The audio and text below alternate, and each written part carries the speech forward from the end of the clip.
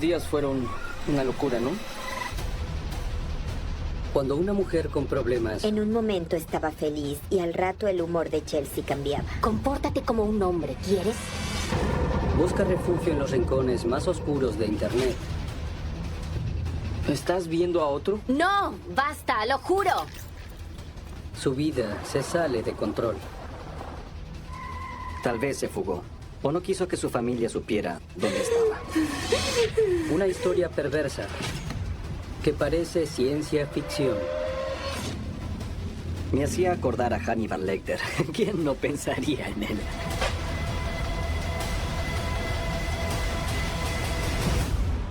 Y de repente llegamos a un lugar y... sí, era... Tienes que llevarnos al lugar donde está. Sí, es lo que intento hacer.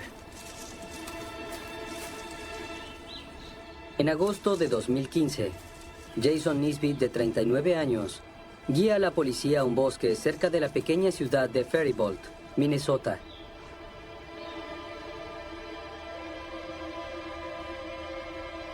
Detective Sargento Brandon Gliem, Departamento de Policía de Faribault. Jason no sabía a dónde estaba yendo. Entraba y salía del bosque hasta que... al final encontró unas huellas que apenas se podían ver.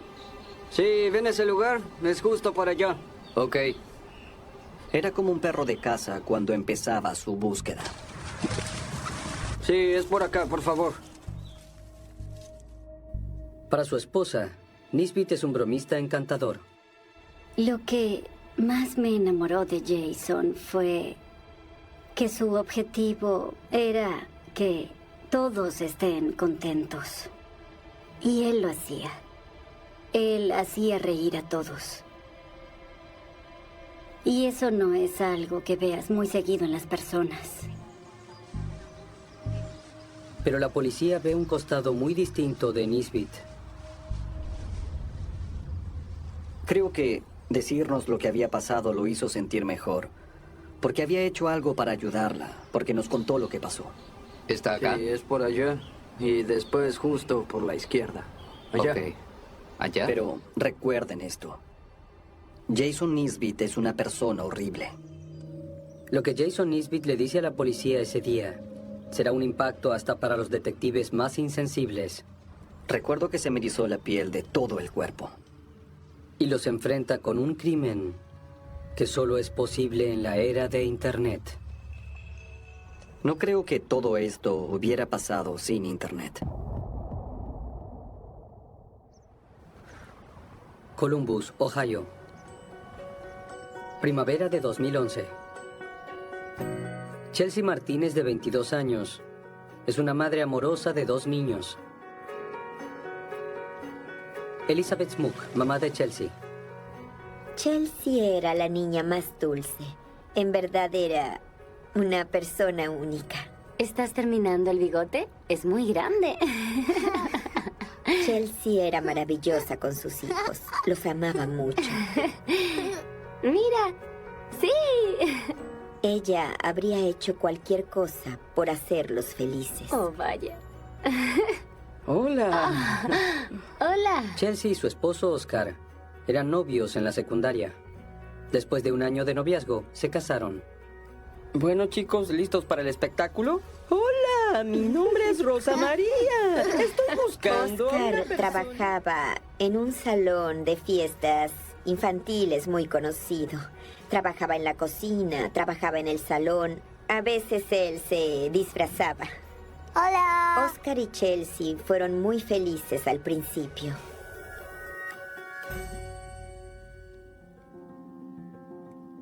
Chelsea tenía 10 u 11 años cuando el primer psiquiatra nos dijo que parecía tener un desorden bipolar.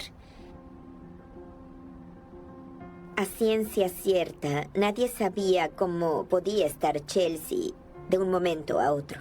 ¡Arrójala! La mamá de Chelsea, Elizabeth, y su hermana Chloe son precavidas con sus cambios de humor volátiles. Llegaron temprano. Como tú digas, cariño. Mamá, hay algo que quiero que veas. ¿Puedo saludar a los niños? Sí, lo saludas más tarde. Quiero que lo veas ahora. En un momento estaba feliz y al rato su humor cambiaba. A veces le duraba solo un par de días, otras veces una semana. Escribo un libro. Una vez, durante un episodio maniático, Chelsea se sentó con un anotador y empezó a escribir. ¿De qué se trata? Estoy intentando ordenarlo. Tengo muchas ideas. Será una autobiografía o algo así. Qué interesante, Chelsea. Me encantaría que me cuentes, pero ¿después de almorzar?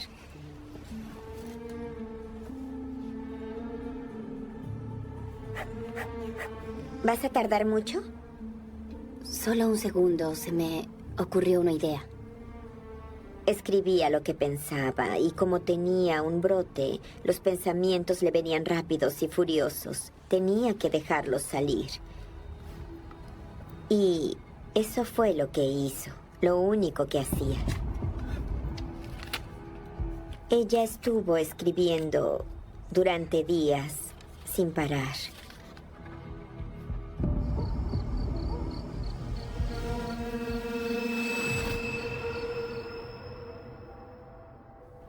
Creo que Oscar estaba muy confundido por los episodios de Chelsea, porque cuando se conocieron, Chelsea estaba en un momento muy estable de su vida. ¿Cómo estás? Bien, ¿por qué preguntas? Los últimos días fueron una locura, ¿no? Si tú lo dices. Cuando estás así, los niños se ponen mal. Para mí están bien. Niños, aún quieren a mami, ¿no? Sí. ¿Pensaste en volver con la medicación? Leí que hay medicamentos nuevos que podrían ayudarte. ¿Dices que no soy una buena mamá? ¿Los medicamentos me harán ser mejor madre? No dije eso. ¿Eso es lo que sientes? A Chelsea no le gustaba tomar los medicamentos porque no le hacían bien. Nos vamos. Vamos, niños. Con ellos se sentía desganada, como si no tuviera emociones, como si ella fuera algún tipo de zombie caminando por la vida. Bueno, Chelsea, vamos, niños. Lo siento, no quise decirte eso. Oscar no sabía qué hacer. Pero Chelsea tampoco entendía bien qué era lo que le estaba pasando en esos momentos.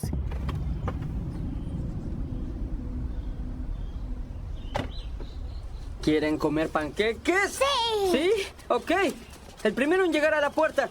Empiecen ustedes. Ok. Chelsea. Chelsea, ¿a dónde vas? Chelsea se sentía atrapada algunas veces.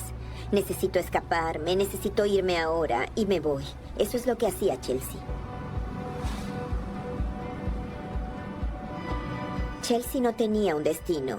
Se subía al auto, tomaba la autopista y se iba. Yo me quedaba angustiada, esperando la llamada que me avisara que se había accidentado. Manejaba y manejaba. Me daba mucho miedo porque no atendía el teléfono y no tenía idea de dónde estaba. Chelsea, ¿dónde estás? Estoy por llamar a la policía.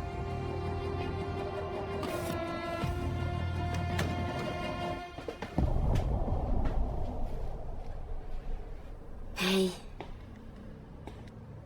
Manejaba hasta que sentía que había manejado suficiente. Y daba la vuelta y volvía a su casa. De esa manera, Chelsea se ocupaba de su ansiedad. Hola. Lo siento. Cuando Chelsea regresaba de manejar, ella estaba muy tranquila. Pensaba, ahora estoy mucho más relajada y estoy lista para enfrentar cualquier cosa.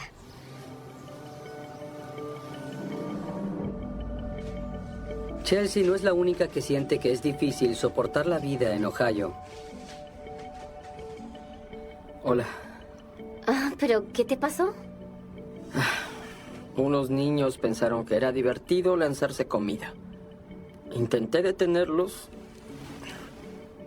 Y este es el resultado.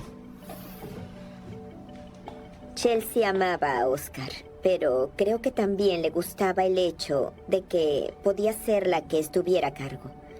Mira, pensaba... ¿Y si nos mudamos a otro lugar? Para empezar de cero. ¿A dónde te gustaría? Estuve buscando algunos lugares, pero... creo que me gustaría Las Vegas. Las Vegas, Nevada. Febrero de 2012. Chelsea quería mudarse a Las Vegas por muchas razones positivas. Chelsea quería estudiar enfermería y Oscar tenía una oportunidad laboral como administrativo. ¡Hola! ¡Hijo, no hagas eso! Chelsea y Oscar estaban en un lugar lindo. Él consiguió el trabajo y Chelsea empezó a estudiar y se graduó con todos los honores. Todo fue muy bien por más de un año aproximadamente. 18 meses más tarde. Pero ahora, con problemas financieros y un tercer hijo que mantener, la joven familia lucha por salir adelante.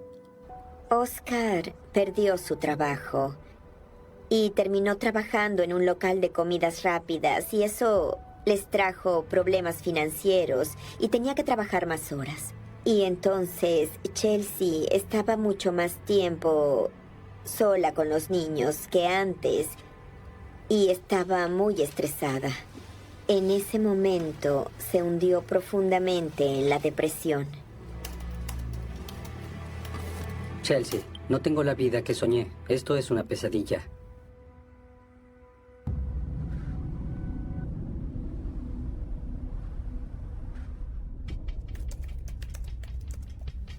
Chelsea recurre a Internet buscando consuelo.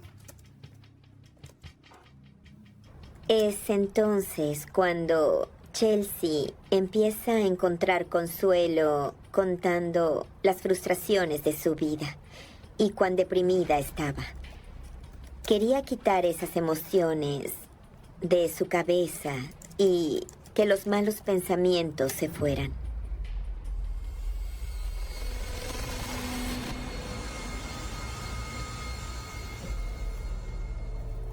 Chelsea pasa mucho tiempo en Internet y descuida a su familia.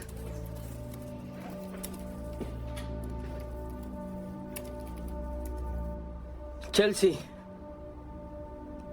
Chelsea, no puede ser. Estás todo el tiempo con la computadora. ¿Quién es tan importante para dejar que tu casa sea un basurero? Esta casa es un basurero. Porque el dinero que traes es una basura. Apenas alcanza para alimentar a los niños. Estoy harto de este lugar. Quiero irme a casa. Es tan típico de ti. Correr a los brazos de mami cuando las cosas no salen bien. Compórtate como un hombre, ¿quieres?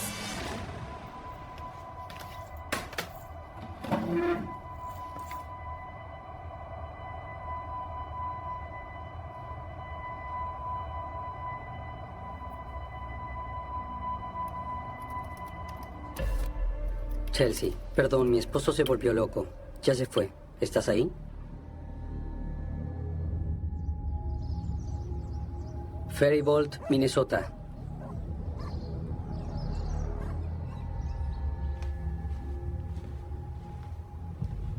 Gina Nisbet, esposa de Jason.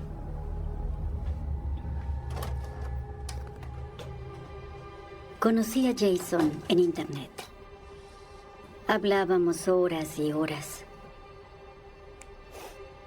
Nos casamos muy rápido y había cosas de Jason que no lograba entender. El primer tiempo del matrimonio, Jason pasaba horas jugando en la computadora. El uso de la computadora cambió para Jason cuando él tuvo su guarida. Empezó a buscar cosas que tendría que haberle dado vergüenza buscar cuando yo también estaba en el cuarto. ¿Te falta mucho? Solo unos pocos minutos. ¿Te parece bien?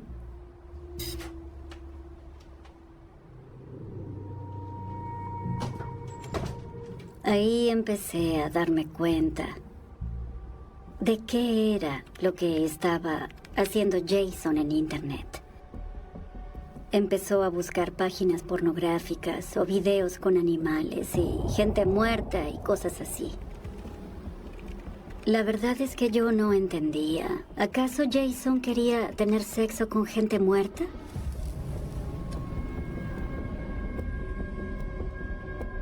Creo que tenía curiosidad, pero no pensaba que fuera capaz de hacer algo así. Las Vegas, Nevada. En Las Vegas, el estado de ánimo de Chelsea empeora mucho. Las cosas pasaron muy rápido para Chelsea. Cuando todo explotó, la depresión fue tan devastadora que hasta empezó a hablar de la manera en la que le gustaría morirse. Paralizada por la depresión y con un matrimonio a punto de colapsar, Chelsea y su familia se ven obligados a abandonar su vida en Las Vegas y regresar a Ohio, 2015. Y creo que en este momento se involucró más y más con Internet. Bienvenido a Experience Project. Este era un medio para escaparse del hecho de haber tenido que verse obligada a volver a Ohio. A medida que Chelsea indaga más y más en Internet, se encuentra con Experience Project. Todo se vino abajo de ahí en adelante.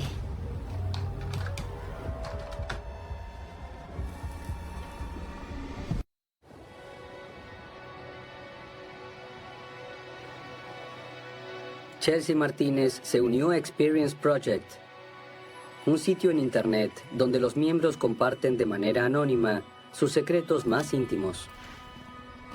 Chelsea podía hablar sobre sus miedos o deseos más oscuros porque nadie la conocía.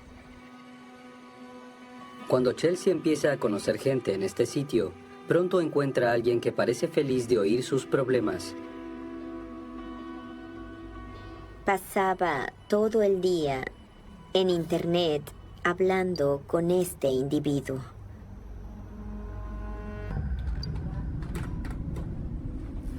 Jason no se sentía cómodo conociendo a gente en persona. Se sentía más libre para poder expresarse tal cual era si estaba detrás de la pantalla. Jason era anónimo y elegía cuán lejos dejaba llegar a la otra persona.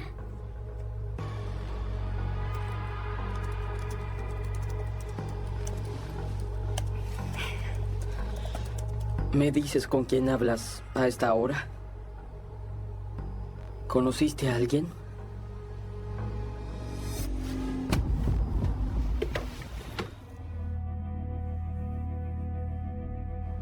Cuando Jason empezó a participar en Experience Project, lo hacía casi de manera exclusiva.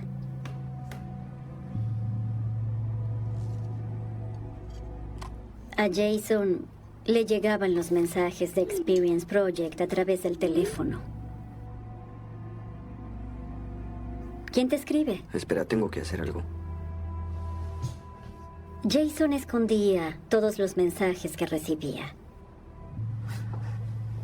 Me preguntaba si él tenía un romance con otra persona, porque sentía que se alejaba de mí. No sabía qué pensar. ¿Vas a algún lado? Necesito aclarar mi cabeza, ver amigos. ¿Por qué siempre te vas? Es una noche. Volveré. Chelsea. ¿Estás viendo a otro hombre? Oscar, ¿por qué me dices eso todo el tiempo? No, no es así, lo juro. Me voy. Estoy cansada de que Oscar me acuse de engañarlo y que no haga sus horas de servicios comunitarios. ¿Puede alguien hacerlo entender?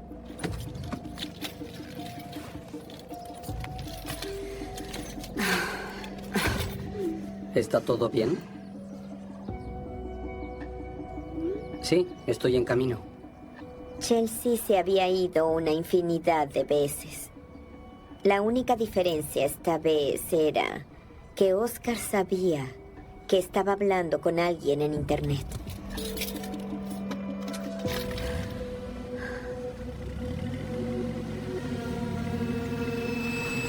Viernes 31 de julio de 2015. En Feribolt, Gina espera pasar una noche con su esposo. Había pasado el día preparando una de sus comidas preferidas. ¿A dónde vas? ¿Adivina? Vuelvo en unas horas. ¿Te acompaño? No, quiero ir solo. Decidió ir a pescar. Solo. Y eso nunca pasaba.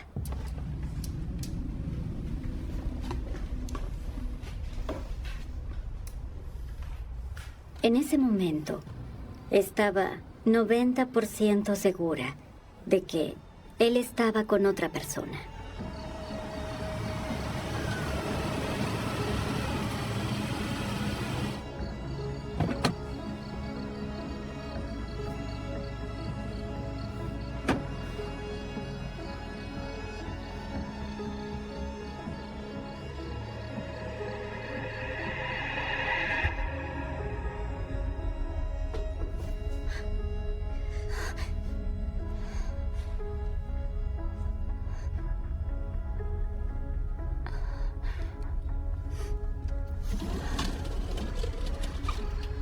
Hola.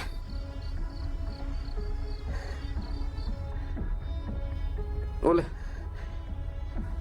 Pasa.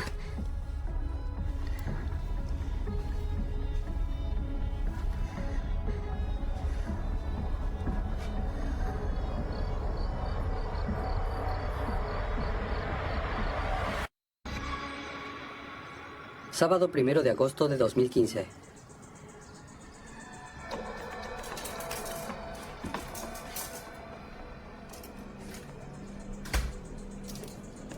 Regresó a casa el sábado y noté una huella de mano sucia en la parte de atrás de su camiseta.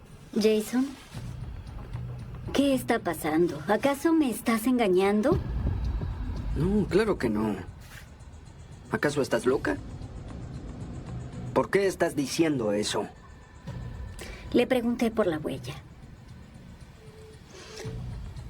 Y él me dijo que no era una huella de mano, que se había caído y ensuciado. Pero yo sabía, era la huella de una mano. No podía entender por qué me estaba mintiendo. Oye, no estuve mucho este fin de semana, pero lo compensaré. Y después, como si fuera poco, me dijo... Ahora iré a bañarme y podremos hacer algo juntos. Y pensé, ok, sí, entiendo. Le remuerde la conciencia. Sin dudas me está engañando. Cuando Chelsea no regresa a su casa, habiendo dicho que lo haría, su familia empieza a preocuparse. Chloe, ven con nosotros. Colores. Mira esto, papi, me gusta. ¿Tienes alguna novedad?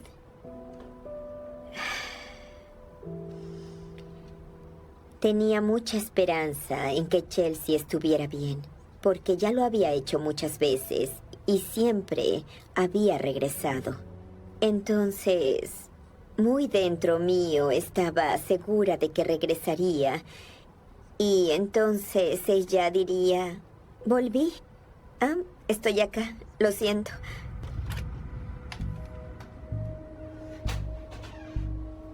En cuanto puede, Gina busca evidencias de un romance en la computadora de Jason. descubrí que Jason estaba involucrado con Experience Project. Había encontrado un sitio donde las personas entendían sus intereses únicos. Estaba interesado en encontrarse con alguien que le permitiera satisfacer sus intereses. El canibalismo se había transformado en una obsesión. Yo estaba completamente atónita, así que en ese momento no estaba para nada segura de querer quedarme ahí. Pensaba que tenía la curiosidad, pero no creía que fuera capaz de hacerlo. Sábado 1 de agosto de 2015. Cuando la familia de Chelsea descubre algo perturbador en Internet y se da cuenta de que no es uno de sus típicos viajes en auto, llama a la policía. El perfil de Facebook de Chelsea empezaba diciendo: esta es mi última publicación. Esta es mi última publicación. No tengo la fuerza para seguir viviendo y tomaré cianuro para aliviar mi dolor y sufrimiento. Lo único que lamento es dejar a mis hijos, pero tienen quien los apoye y más amor del que yo puedo darles. Estaré en un lugar mejor. Adiós. En ese momento pensamos que se había fugado, o que tal vez no quería que nadie de su familia supiera dónde estaba. Las denuncias sobre personas desaparecidas en general las hacen los familiares preocupados y era raro que resultara lo que pasó en este caso. Llamando a la unidad Lunes 3 de 101. agosto de 2015. Repito, llamando a la unidad 101. A 4 días de la desaparición de Chelsea Martínez, encuentran su auto abandonado a unos 1.800 kilómetros en Faribault, Minnesota. Entendido. Daremos aviso de inmediato.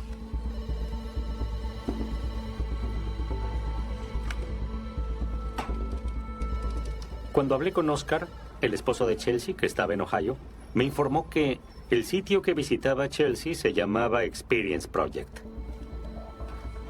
Pero también me dio otra información muy importante, el nombre de usuario que usaba. En ese momento esa era la única pista que tenía. Entonces envié una citación por correo a Experience Project en San Francisco para que me dieran toda la información asociada con el nombre de usuario que me había dado Oscar.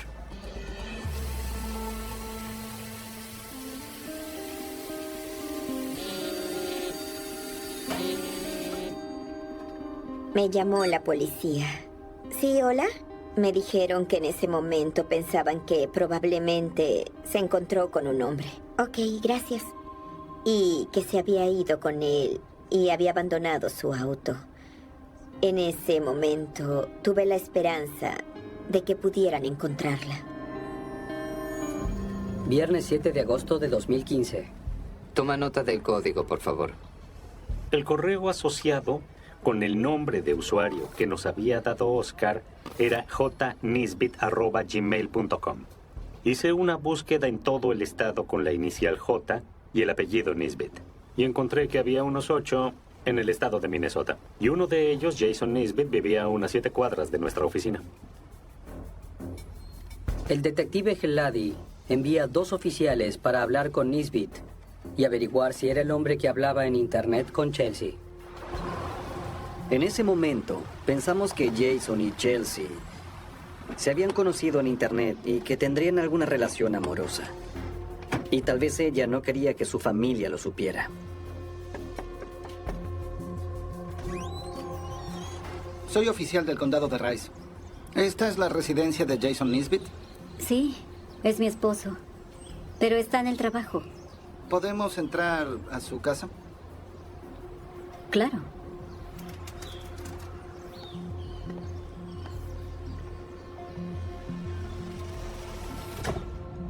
¿Ha notado algo distinto o sospechoso en Jason últimamente?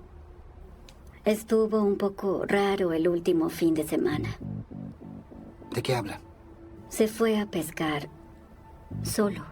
Gina dijo que pensaba que Jason tenía un romance porque se había ido a pescar solo y cuando volvió, vio que tenía la camiseta sucia con huellas de dedos en la espalda. ¿Vio que Jason haya hecho algo más fuera de lo común? Él pasó mucho tiempo en Internet, en un sitio llamado Experience Project. ¿Y qué tipo de cosas estuvo buscando? Tiene una obsesión con la idea de comer carne humana. Gina empezó a contarme acerca de la fascinación que Jason tenía con el canibalismo. En verdad no esperaba encontrarme con algo así. ¿Hasta donde sabe alguna vez Jason comió algún humano? No, nunca pude imaginarme que Jason podía ser capaz de comerse a una persona. ¿Por qué me preguntan cosas sobre Jason? Investigamos la desaparición de una joven. ¿Alguna vez oyó hablar o escuchó sobre Chelsea Martínez? No, no la conozco. Tenemos evidencia de que estuvo en contacto con Jason. La verdad es que no hace falta decir que el canibalismo es un tema muy tabú y que la policía estaba actuando como si Jason fuera un caníbal. ¿Podría venir con nosotros y hacer una declaración?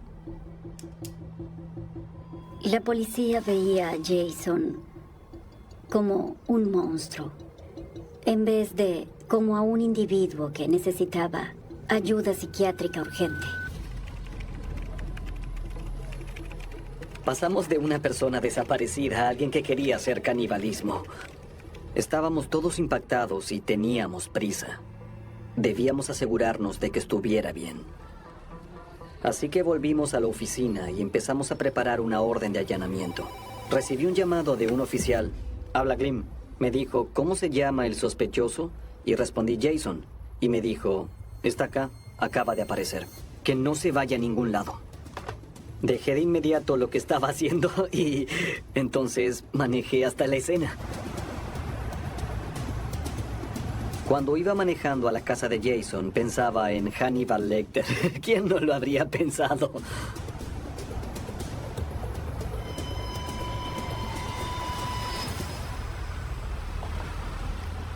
Me dije, tienes que humanizarte y tienes que olvidarte de todo lo que se te pueda llegar a venir a la mente acerca de lo loco que puede estar este sujeto. Jason Nisbet, Sargento Glim, ¿cómo estás? Haz que confíe en ti. Hazle sentir que todo está bien.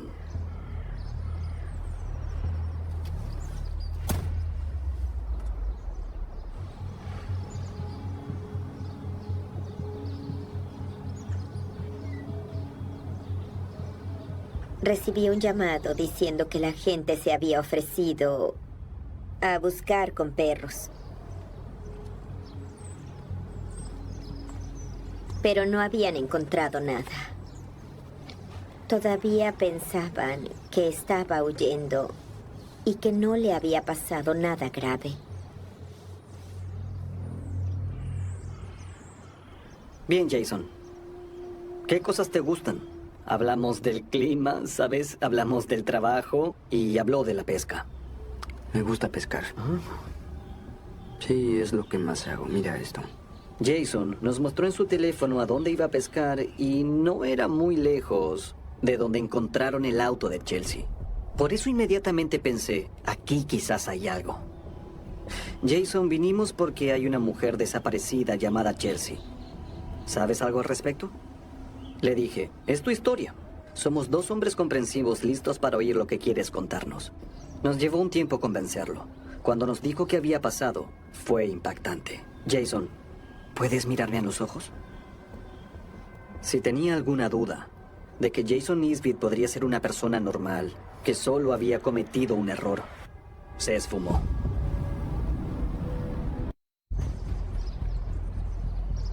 Cuando estábamos hablando con Jason en el auto, empezamos a jugar al gato y al ratón con él. ¿Conoces a Chelsea Martínez? No, no la conozco. Decidí que iba a confrontar con él. Vamos, Jason. Sabemos que estuviste hablando por internet. Jason estaba perturbado. Se le notaba en el rostro. Ok, les contaré. Estuve con Chelsea. ¿Y qué pasó? Bueno, nosotros hablamos de algunas cosas. Y el viernes pasado ella quiso manejar de Ohio hasta Ferryport. Y fui a verla a su hotel.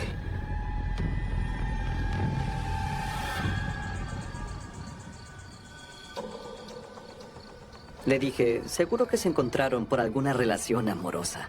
No, no tenía sexo. Necesitaba ayuda con otra cosa. ¿A qué te refieres con que necesitaba ayuda con otra cosa? Ella no era feliz. Y quería salir de eso. Y necesitaba algo de ayuda.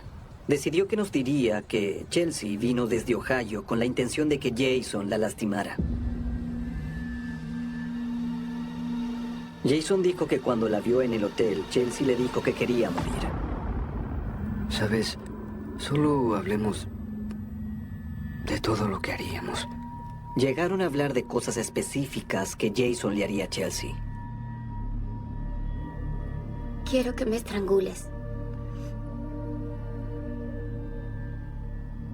¿Trajiste el cuchillo? Incluyendo matarla y Jason dijo, hice lo otro que me pidió que hiciera. Y le pregunté, ¿qué otra cosa quería que hicieras? Quería que le cortara el cuello.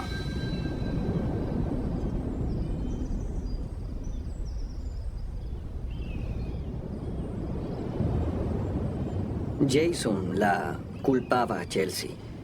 Y eso me molestaba como policía y como padre. Y también me molestaba como esposo.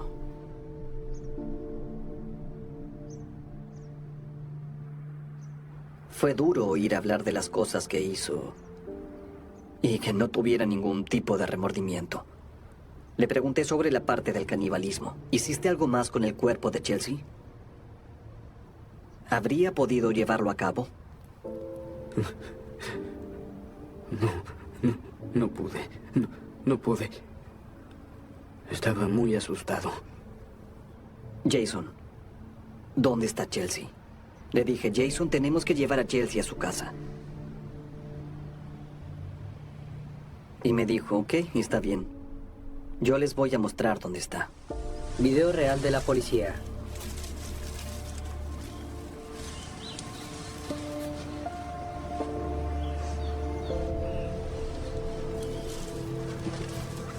Por favor, oficial, ¿puede oírme? Pensaba, ¿realmente nos llevará a donde la mató y terminará en prisión por lo que le queda de su vida adulta? ¿Está acá? Sí, está justo por allá y después a la izquierda. Ok, está por allá. Y de repente llegamos a un lugar y... sí, era verdad. Sí, estoy seguro. Sí, es acá.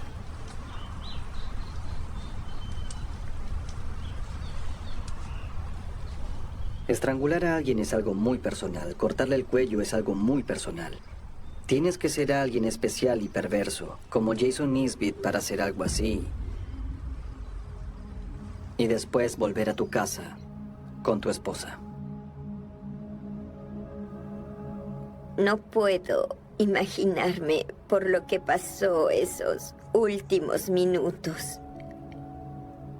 El dolor y el pánico absoluto y horrendo que ella habrá sentido.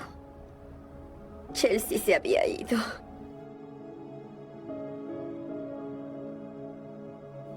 Jason Nisbet renuncia a su derecho de apelar. Es acusado de asesinato en segundo grado y sentenciado a 42 años en la cárcel. Jason Nisbet y Chelsea Martínez se conocieron en el momento equivocado. Por desgracia, Chelsea estaba con ideas suicidas. Y el señor Nisbet, usando Experience Project, buscaba gente en estado de vulnerabilidad. Y el resultado desafortunado fue que Chelsea fue a verlo con el propósito expreso de que Jason Nisbet la matara. La muerte de Chelsea fue devastadora para todos los que la quisieron. Sus hijos están perdidos. La última vez que lo vieron con vida, iba solo en su coche. Un domingo cualquiera de mayo de 2003, el cielo sobre Irlanda del Norte estaba encapotado. de ese gris que no termina de decidirse entre la lluvia y la tregua. En la carretera, el parabrisas arrastraba gotas dispersas que explotaban contra el vidrio y se deslizaban hacia los lados, como si también ellas tuvieran prisa por irse de allí. Dentro del coche, Gareth O'Connor apretaba el volante un poco más fuerte de lo normal. Era joven apenas 20 y tantos, pero la vida en esa parte del mundo le había obligado a aprender demasiado, pronto que algunas decisiones dejaban marcas que no se veían a simple vista. Había crecido entre susurros de guerra, paz frágil, promesas de reconciliación y rencores que no desaparecían solo porque alguien había firmado un acuerdo. Ese día. Sin embargo, lo que tenía delante no era un discurso político. Era una cita con la policía. Había quedado en presentarse en una comisaría. Era, para muchos, un gesto sencillo. Entrar, hablar. Salir, para alguien que vivía en una tierra donde las lealtades se convertían en armas. Era casi un acto de desafío. El motor zumbaba bajo sus pies. La radio murmuraba en segundo plano, pero Gareth apenas la escuchaba. Su mente repasaba conversaciones recientes, como si fueran diálogos de una obra que estaba a punto de representar. Es lo correcto. Más vale resolverlo de una vez, ¿y si se enteran? Esa última pregunta rebotaba como un eco dentro de su cráneo. ¿Y si se enteran? Ellos, no hacía falta decir quiénes. En aquella Irlanda del Norte de principios de los 2000, ellos podían ser muchas cosas. Viejos compañeros, grupos armados que decían haberse desmovilizado. Hombres que aún actuaban en nombre de causas que se suponía que el país ya había dejado atrás. Gareth miró por el retrovisor. La carretera estaba tranquila, demasiado tranquila. Respiró hondo. Había decidido. Seguiría adelante. No podía pasarse la vida mirando por encima del hombro, esperando el momento exacto en que el pasado le mordiera el tobillo. En su casa, horas antes, la atmósfera había sido otra. No había discursos grandes ni despedidas solemnes. Solo gestos pequeños, cotidianos. Una taza de té que no terminó, una chaqueta que dudó si llevar o no. Una frase a medio decir que se perdió en la cocina. Su familia conocía solo una parte de lo que ocurría. Sabían que Gareth estaba metido en algo delicado. Sabían que el nombre de Lyra había flotado en algún momento, alrededor de su vida como una sombra espesa. Difícil de agarrar, sabían. Sobre todo, que él estaba intentando hacer lo correcto. Esa expresión ambigua que suena noble pero que, en lugares marcados por el conflicto, puede tener un precio altísimo. Su padre lo miró un rato más de lo necesario antes de que saliera. Era esa mirada silenciosa de quien siente que algo en el aire está diferente, que el día tiene un peso raro. Pero no sabe nombrarlo. Podría haber dicho no vayas. Podría haberle pedido que aplazara la visita, que buscara otro camino. No lo hizo, no porque no tuviera miedo, sino porque sabía que impedirle ir sería como decirle, no confíes en nadie. Ni en la ley, ni en ti mismo. Cuando la puerta se cerró, el sonido resonó en la casa entera como un eco largo. Nadie imaginaba que, quizá, esa era la última vez que lo verían cruzar ese marco. De vuelta al coche, la carretera se estrechaba entre campos. Muros de piedra, pequeños tramos de agua. Los días de violencia abierta habían disminuido, pero los fantasmas seguían allí. Adheridos al paisaje, viejos controles militares. Paredes con murales descoloridos, esquinas donde alguien, años atrás, había caído y nadie hablaba ya del tema. Gareth había crecido con todo eso. No le sorprendía. Lo que le pesaba no era el paisaje, era la sensación, casi física, de estar caminando por una cuerda floja e invisible. De un lado, el sistema que le pedía que hablara, que colaborara, que aclarara. Del otro, la memoria de hombres que no perdonaban a quien rompía códigos de silencio. Apretó la mandíbula, encendió un cigarrillo.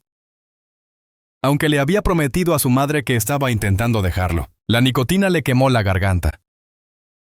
Pero también le dio algo a lo que aferrarse. El mundo no puede seguir siendo así para siempre, pensó, mirando la línea blanca discontinua de la carretera.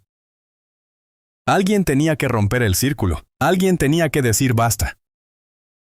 Alguien tenía que confiar en que, si el conflicto era de verdad cosa del pasado, entonces hablar no podía seguir siendo una sentencia de muerte. Ese alguien, ese domingo, era él. O eso creía. La policía, mientras tanto, esperaba en la comisaría. Tenían su nombre apuntado. La hora acordada, el motivo de la cita envuelto en papeles oficiales. Declaraciones, investigaciones. No era la primera vez que alguien decidía colaborar, dar información, aportar su versión. En la teoría, Irlanda del Norte intentaba dejar atrás décadas de violencia. En la práctica, cada encuentro de este tipo era un equilibrio frágil entre la justicia, el miedo y los pactos silenciosos que aún flotaban en el aire. El reloj en la pared marcaba los minutos con una regularidad implacable. 10, 15, 30. Alguien miró la puerta, luego la lista. ¿Ha llegado O'Connor?, preguntó un agente. Semi-distraído. Aún no respondió otro. Consultando una nota. Debía estar aquí hace rato. Al principio, nadie se alarmó. Los retrasos ocurren. Tráfico. Dudas de última hora. Un coche que no arranca. Siempre hay 1000 explicaciones, pero a medida que el ponteiro avanzaba, la ausencia de Gareth empezó a adquirir otra textura. Dejó de ser un simple atraso para transformarse en un silencio pesado. Daqueles que carregam um pressentimento que ninguém quer admitir em voz alta. Em casa, a família também começou a sentir o tempo de outro jeito. Alguém olhou o relógio, comentou qualquer coisa banal. Como ele já devia estar de volta. A tarde foi escurecendo. A televisão ficou ligada, mas ninguém prestava atenção. As xícaras de chá esfriaram sobre a mesa. O pai levantava. Andava até a janela, voltava a sentar-se. Um gesto repetido, nervoso, que não engana ninguém, no fundo.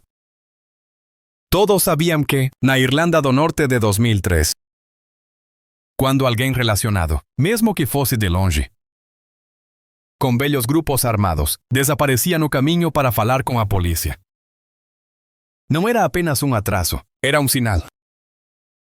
Um ruído no sistema, um alerta silencioso. O telefone permaneceu mudo. Nenhuma chamada dizendo cheguei bem. Nenhuma explicação trivial. Nada. O silêncio começou a transformar a casa num lugar apertado, onde o ar pesava demais. A mãe olhou para as fotos na estante Gareth criança, Gareth adolescente, Gareth com amigos e sentiu um aperto familiar no peito. Sabia reconhecer o medo. Tinha convivido com ele em anos de bombas, ameaças e notícias de mortos no jornal. Mas uma coisa era ter medo de algo distante, estampado em manchetes.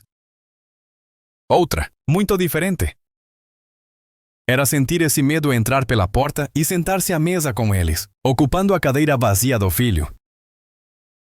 Naquele mesmo fim de tarde, em algum ponto entre a estrada e o destino que nunca alcançou, o carro de Gareth deixou de ser apenas um veículo.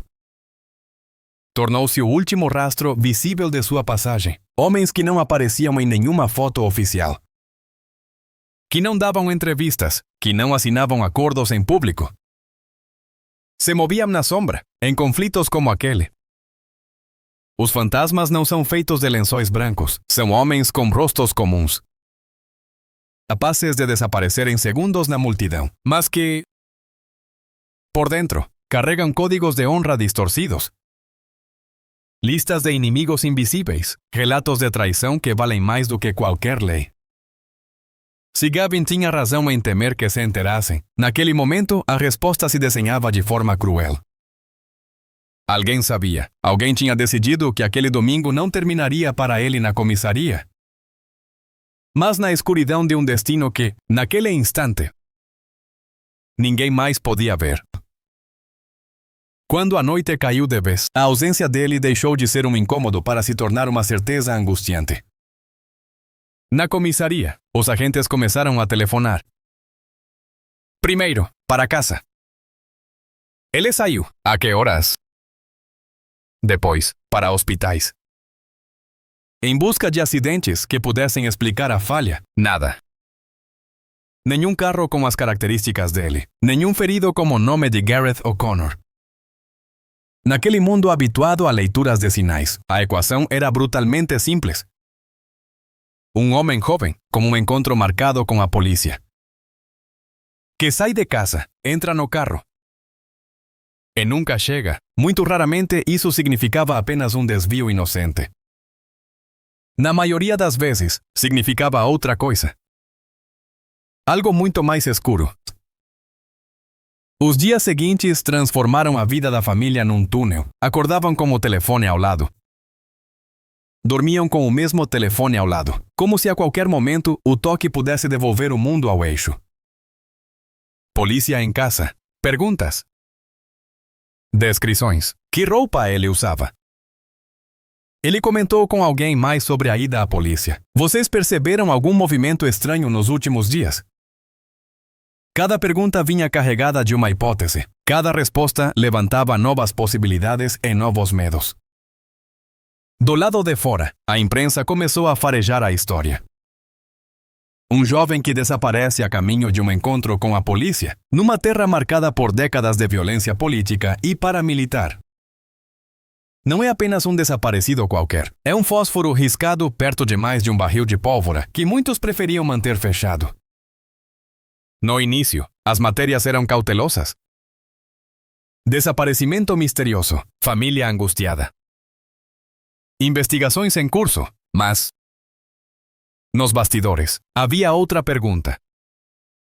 Sem adornos, isso era apenas um desaparecimento?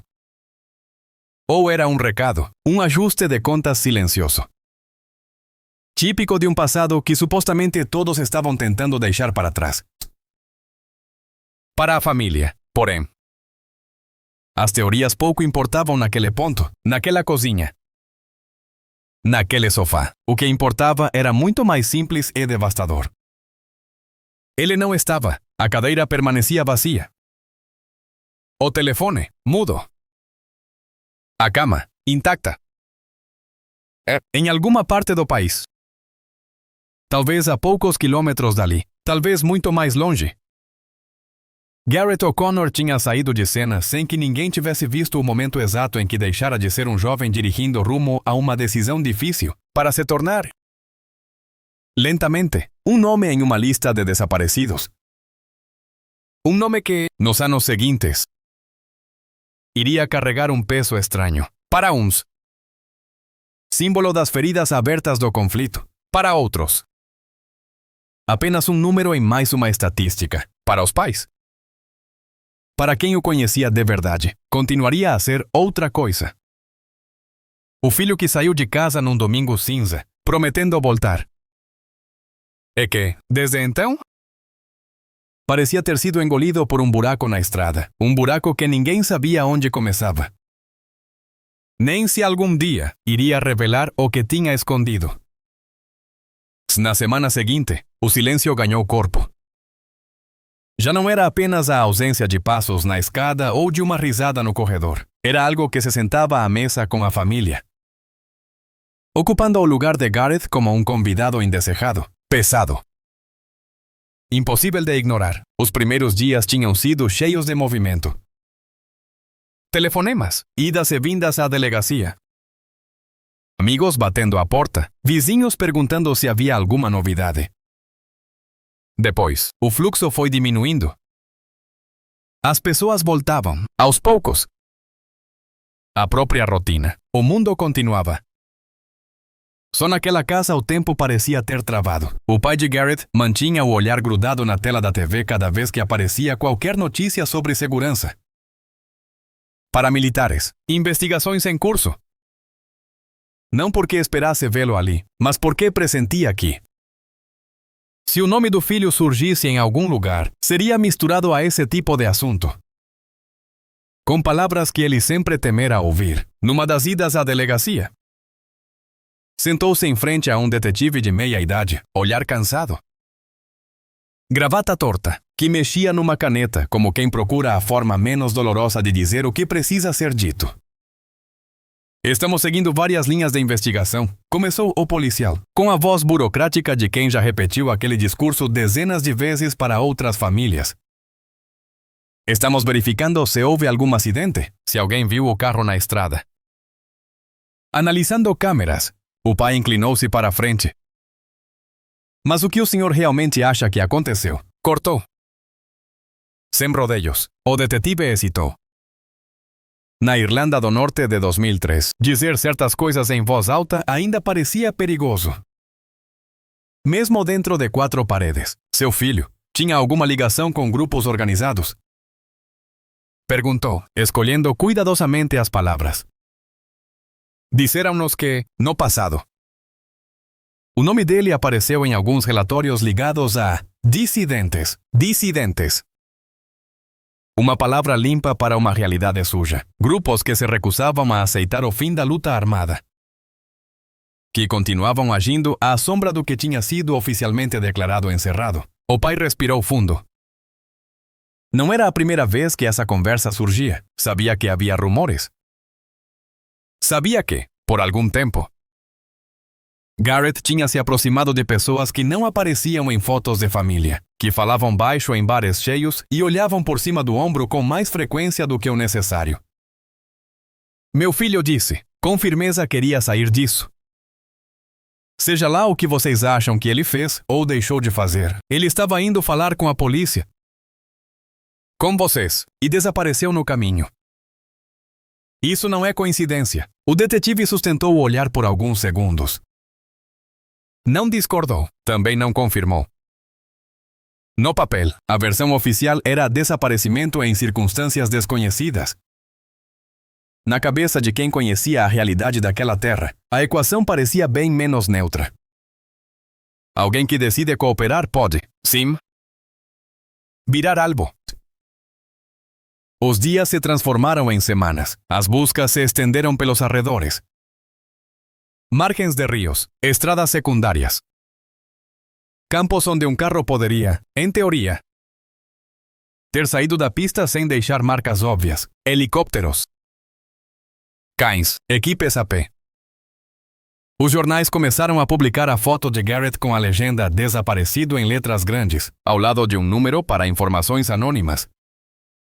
A mãe recortava cada artigo e o guardava numa pasta de plástico transparente, como se aquilo fosse, ao mesmo tempo, arquivo e amuleto. À noite, o telefone ainda era colocado sobre a mesa de jantar. Uma pequena insistência, quase infantil. Num ritual que ninguém tinha coragem de abandonar. Se ele ligar, alguém precisa estar perto, justificava a mãe, mesmo quando todos sabiam que, se Garrett pudesse telefonar, já o teria feito. Entre chamadas e buscas, outra coisa começou a circular. Boatos, em cidades marcadas pelo conflito. O rumor é quase uma língua oficial. Alguém dizia ter ouvido que ele foi levado. Outro sugeria que isso é coisa de gente que não gostou de ele estar falando demais. Alguns sussurravam, com a crueldade disfarçada de curiosidade, que talvez Garrett tivesse fugido para evitar problemas. Que o desaparecimento poderia ser encenação, para a família. Esse tipo de comentário era mais uma facada. Eles conheciam o filho. Sabiam dos erros, dos passos tortos, das más companhias, mas conheciam também o peso da consciência que ele carregava. O jeito como falava, nas últimas semanas, sobre fazer a coisa certa. Ele não fugiria, repetia o pai. Como um mantra, se quisesse desaparecer por conta própria. Teria dito adeus. Esse sumiço não é dele. É de alguém que quis calá-lo. Numa noite chuvosa, um amigo mais antigo de Garrett bateu à porta. Encharcado, nervoso. Entrou sem aceitar chá, sem tirar o casaco. Eles estão dizendo por aí que isso é recado, disparou, sem rodeios.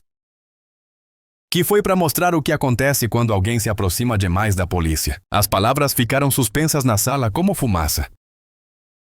A mãe apertou um lenço contra a boca. O pai fechou os punhos sobre os joelhos. Quem está dizendo? Perguntou. Num fio de voz, o amigo deu de ombros. Desconfortável. Ninguém diz com nome e sobrenome. Você sabe como é. Um fala no pop. Outro repete na esquina. Mas estão dizendo que grupos antigos não estão tão quietos quanto fingem. Que o passado ainda sabe como puxar gente para dentro. A família já sabia disso. Não precisava de um amigo para lembrá-los, mas ouvir a ideia articulada. Em voz alta, dava forma concreta a um medo que até então eles mantinham meio escondido. Como se nomeá-lo o tornasse mais real, naquela noite. Quando finalmente ficaram sozinhos, a mãe foi até o quarto do filho. Sentou-se na beira da cama arrumada, passou a mão pelo colchão. Como se esperasse encontrar ainda a marca do corpo dele ali. Seja lá onde você estiver, sussurrou. Encarando o escuro, que alguém te veja. Que alguém fale, que alguém tenha coragem de dizer o que fizeram. A resposta veio na forma de silêncio, de novo. Um silêncio que parecia, cada vez mais, não ser apenas ausência de som, mas um muro. Como passar dos meses. O caso de Gareth entrou na zona cinzenta onde tantos desaparecimentos caem. Não era notícia nova o suficiente para abrir telejornais todos os dias. Mas também não era antigo o bastante para ser lembrado apenas em aniversários redondos. Ficou ali. Entre páginas internas, notas breves. Citações em debates sobre verdade e reconciliação. A família não tinha esse luxo de esquecer um pouco. Para eles, cada aniversário, cada Natal, cada data em que ele costumava ligar ou aparecer de surpresa, era um lembrete afiado. Havia uma cadeira a mais na mesa. Um prato que ninguém colocava, por não suportar vê-lo vazio. Só que o vazio estava ali mesmo assim, em conversa sobre o futuro. O nome dele aparecia e parava tudo, se o Gareth estivesse aqui. E a gostar disso, silêncio. Os outros desviavam, mudavam de assunto. Era mais fácil falar de qualquer outra coisa do que encarar o fato de que o tempo seguia e eles não sabiam sequer onde o corpo dele descansava, porque essa era outra crueldade particular dos desaparecimentos. Roubar não só a pessoa, mas também o direito de chorar diante de um lugar concreto. Não havia túmulo, não havia lápide. Não havia marco, só perguntas. Do outro lado do tabuleiro, investigadores continuavam, quase em surdina, a tentar montar o quebra-cabeça. Mapas de estradas foram espalhados em mesas. Marcas foram feitas em pontes, rios, canais, qualquer trecho em que um carro pudesse ser desviado. Empurrado, escondido. Havia quem acreditasse na hipótese de um acidente acobertado. Outros, mais cínicos, falavam abertamente em execução. Mas sem corpo. Sem carro, sem testemunhas dispostas a falar. Tudo era teoria, e teorias não consolam. Nem condenam, nem devolvem alguém a uma família sentada à espera. Um detetive mais jovem, revisando o caso anos depois, passava os dedos por uma foto antiga de Gareth. Não era um santo. Não era um vilão de filme. Era um rapaz com um sorriso meio torto e olhos cansados. Seja lá o que ele fez, murmurou o detetive, sozinho na sala. Ninguém merece sumir assim. Dobrou a foto. Guardou de volta. Abriu outra pasta. Mais mapas. Mais rascunhos. Mais setas apontando para águas escuras, por alguma razão. Sempre voltavam à mesma imagem. Um carro. Obscuro, parado onde ninguém pudesse vê-lo. Esperando que um dia alguém tivesse coragem, ou acaso suficiente, para encontrá-lo. Os anos começaram a deslizar um sobre o outro. 2. 3, 4. Para quem olha de fora, 4 anos são só um número. Para uma família que espera notícias de um desaparecido, 4 anos são uma eternidade quebrada em dias. Dias de acordar pensando "e isso é hoje?" Dias de dormir esmagado pela mesma sensação de não saber. Em cada aniversário, a mãe acendia uma vela.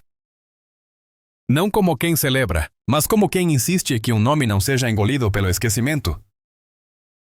Enquanto essa vela estiver acesa aqui dentro, dizia baixinho, tocando ao peito: "Você existe." A chama tremelucia. Ela sabia que o mundo não funciona com símbolos mágicos, mas, naquele ritual simples, encontrava um modo de lutar contra o absurdo. Se o corpo do filho tinha sido tirado dela, a memória. Não, essa ninguém arrancaria tão fácil. O que ela não imaginava era que, um dia, a própria Terra apareceria como uma resposta, não uma resposta limpa, nem completa, mas um fragmento, vindo de um lugar onde a água corria, como se quisesse, finalmente, devolver o que alguém tinha tentado esconder em suas profundezas. Foi a água que falou primeiro, não com palavras, não com sinais claros, mas como um corpo estranho no fundo escuro do canal. Um volume metálico que não combinava com pedras, lama e galhos. Era junho de 2005. 2 anos tinham se passado desde o domingo em que Gareth O'Connor desaparecera na estrada. Engolido por um vazio que ninguém sabia apontar no mapa, o mundo lá fora já tinha mudado de assunto algumas vezes. Eleições, escândalos. Outros crimes, a vida seguia. Feita de manchetes novas, mas ali, no canal perto de Newry, o tempo parecia ter guardado um segredo. Um barqueiro que trabalhava na área, um daqueles homens acostumados a ler a superfície da água, como outros leem jornais. Foi o primeiro a desconfiar. Tinha passado por aquele trecho centenas de vezes. Conhecia a curva do canal, a maneira como a luz se quebrava no reflexo. O padrão de sombras, naquele dia. No entanto, viu algo diferente. Uma silhueta arredondada, um brilho apagado de metal. Um formato que, sob a água turva, lembrava demais o teto de um carro. Franziu a testa. Chegou a pensar que fosse apenas sucata, algum lixo velho jogado ali. Mas a forma era grande e estava no lugar errado. Resolveu comentar com a equipe responsável pela manutenção da área. "Tem alguma coisa lá embaixo", disse, apontando com o queixo para o trecho do canal. "Não é pedra. Parece carro, numa região marcada por histórias de corpos desaparecidos. Qualquer coisa grande e metálica debaixo d'água acendia um alerta. Chamaram a polícia." Horas depois, o canal já não era apenas cenário, era cena de investigação. Viaturas paradas na margem, fita amarela esticada. Homens com coletes refletivos confabulando em voz baixa. Um caminhão com guincho se posicionou perto da água. Do outro lado, mergulhadores ajustavam máscaras e tanques, prontos para descer àquele leito lamacento onde o canal guardava o que lhe haviam confiado. O primeiro mergulho trouxe mais perguntas do que respostas. Os mergulhadores voltaram à superfície com os olhos arregalados sob as máscaras. "É um carro." "Sim", confirmou um deles, subindo a escada. "Está inteiro, enterrado na lama." "Faz tempo que está aí." A frase caiu pesada entre os policiais. Faz tempo, na prática. Aquilo podia significar muita coisa. Um acidente antigo. Um veículo roubado. Um corpo. Ou tudo isso ao mesmo tempo. Prepararam o guincho. O barulho do motor encheu o ar. O cabo de aço desceu. Sumiu sob a superfície. Os mergulhadores trabalharam às cegas, amarrando o gancho a alguma parte da estrutura. Quando tudo ficou pronto, alguém levantou a mão e gritou: "Puxa!" O cabo esticou. A água borbulhou. Lama. Folhas. Um cheiro velho subiram à superfície, devagar. Como se o canal estivesse relutando em devolver o que escondia. O carro começou a emergir. Primeiro, o teto, coberto de lodo. Depois, os vidros quebrados, o metal retorcido. O sol cinza da Irlanda refletia em fragmentos de pintura quase invisíveis sob a crosta escura. Não havia dúvidas. O veículo não tinha caído ali na véspera. Era um hóspede antigo. Quando as rodas finalmente surgiram, pingando água suja, um dos agentes sentiu um arrepio na nuca. O formato, o tamanho, lembravam demais um modelo específico. E na memória de quem trabalhava naquela região havia um caso que nunca tinha sido encerrado de verdade. O de um jovem que sumira 2 anos antes.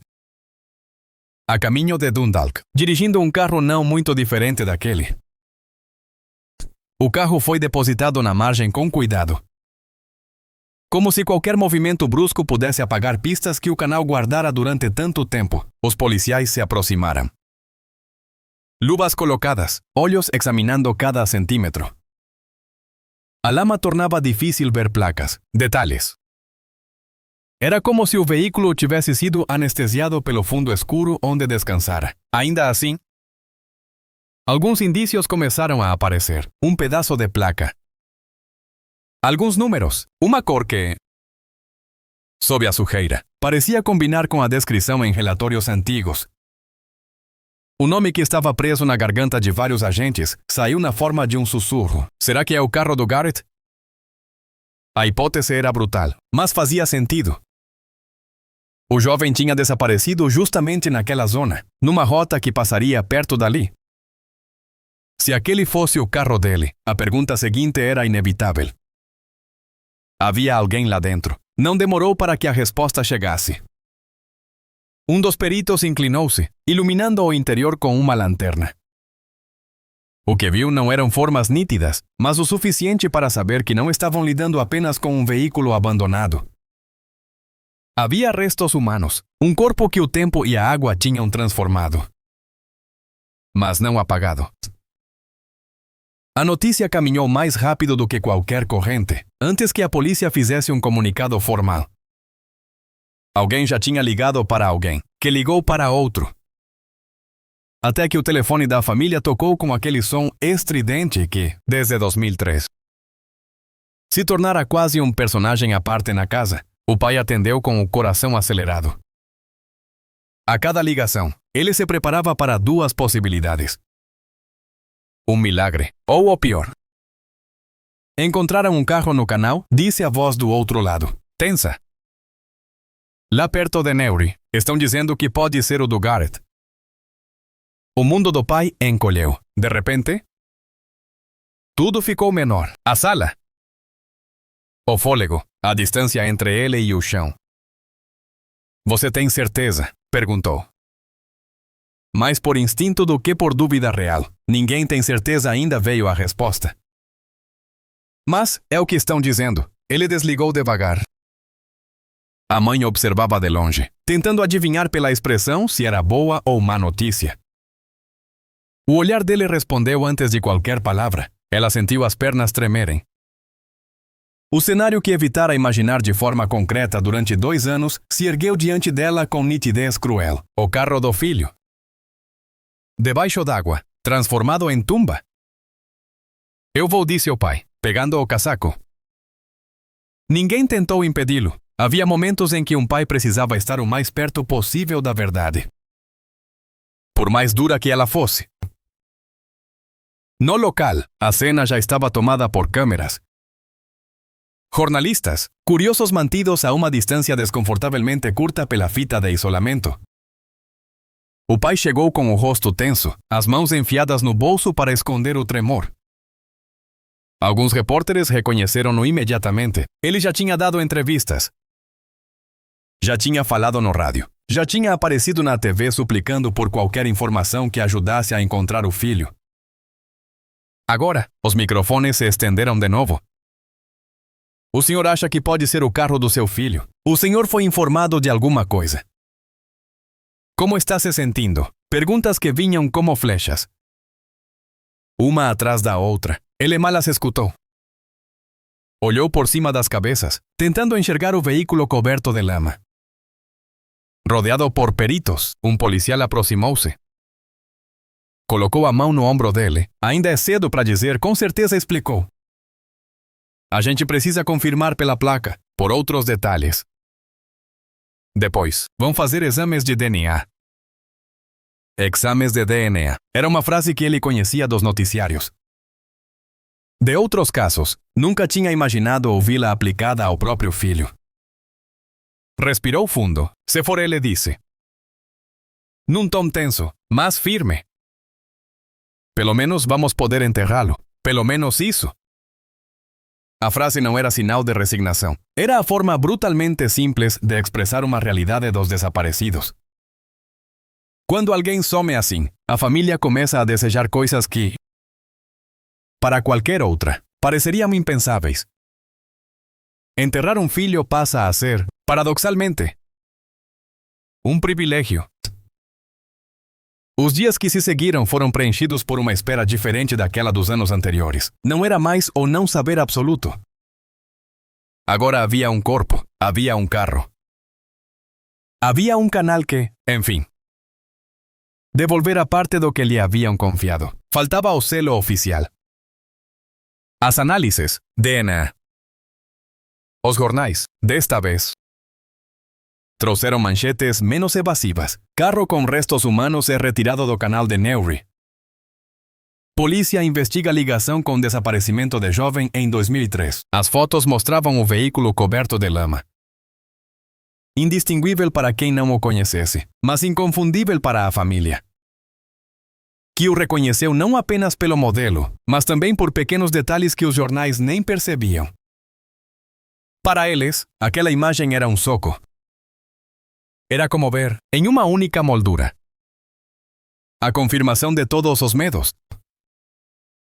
Quando finalmente chamaram a família para dar o resultado dos exames, o pai foi o primeiro a entrar na sala. Um oficial com rosto sério, pasta na mão. Esperava, não estendeu a conversa. Não ofereceu chá. Sabia que havia frases que não se suavizam com pequenos gestos. Os testes de DNA confirmaram, disse, olhando-o nos olhos. Os restos encontrados no carro são do seu filho, Garrett. O mundo ficou mudo por um instante. É estranho como, em momentos assim, o corpo reage antes do cérebro. O pai sentiu as pernas falharem. Sentou-se sem lembrar de ter procurado uma cadeira. As palavras confirmaram e seu filho se misturavam na cabeça. Ele sabia. Sempre soube, no fundo.